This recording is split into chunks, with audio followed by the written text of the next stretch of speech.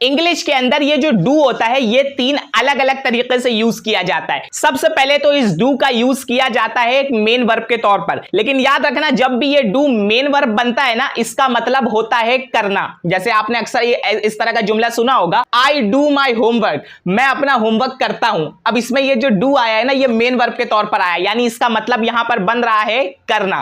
ठीक है। अच्छा, डू का दूसरा यूज होता है जब डू जो है ना एक हेल्पिंग वर्ब के तौर पर आता है, लेकिन यहां याद रखना कि जब डू एक हेल्पिंग वर्ब बन जाता है ना, तब इसका कोई मतलब नहीं होता। ये बस क्या करता है, ये सेंटेंस को सपोर्ट करने के लिए आ जाता है, यानी इसकी वजह से आपको ऐसा समझ में आ जाता है कि ये वाला जो जुमला है ना, ये जुमला एक स्टेटमेंट नहीं है, बल्कि आप ये सामने वाले से सवाल कर रहे हैं। जैसे अक्सर आपने इस तरह सुना होगा ना, hey do you love me, do you love me, मतलब आप ये नहीं कह रहे हो कि तुम मुझसे मोहब्बत करते हो, आप सामने वाले से पूछ रहे हो कि भाई क्या तुम मुझसे मोहब्बत करते हो। अब यहां पर ये जो डू आया हुआ है ना सेंटेंस के शुरू में, ये एक हेल्पिंग वर्ब के तौर पर आया हुआ, यानी इसका यहां पर कोई मतलब नहीं है। ये बस सामने वाले को ये बताने के लिए आया हुआ है कि आप सामने वाले से सवाल कर रहे हो, उसको बता नहीं रहे हो। ठीक है। और डू का तीसरा यूज होता है जब ये जुमले में ना स्ट्रेस डालने के लिए आता है। जैसे मान लो तुम्हारी अम्मी ने कहा, डांटा तुम्हारे को, हे यू नेवर स्टडी, तुम बिल्कुल भी स्टडी नहीं करते, तुम कहते हो अम्मी आई डू स्टडी, यार आई डू स्टडी, यानी अम्मी मैं होमवर्क करता तो हूं। जुमला सिर्फ इतना था कि आई स्टडी, यानी मैं स्टडी करता हूं,